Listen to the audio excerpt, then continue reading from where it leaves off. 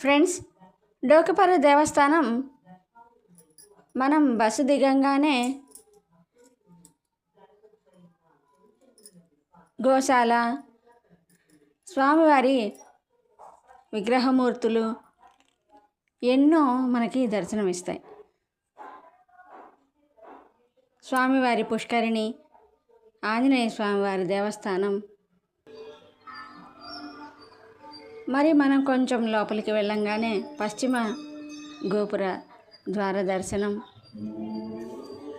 ఇక్కడ స్వామివారికి సంబంధించిన పూజాది కార్యక్రమాలు నిర్వహించే సభా ప్రాంగణం. ఇలా అన్నీ మనకి ఎంతో అద్భుతంగా కనుల విందు చేస్తాయి. మరి అలాగే స్వామి దర్శనం చేసుకోగానే అన్నప్రసాదం.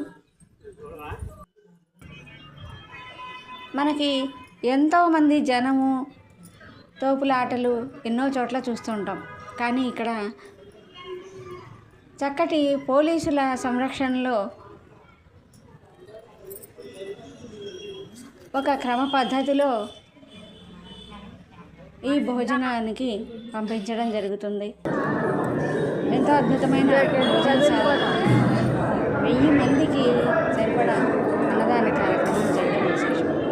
మరొక విశేషం అంటే ఎక్కడ మన నుంచి రూపాయి కూడా ఆశించకపోవడం.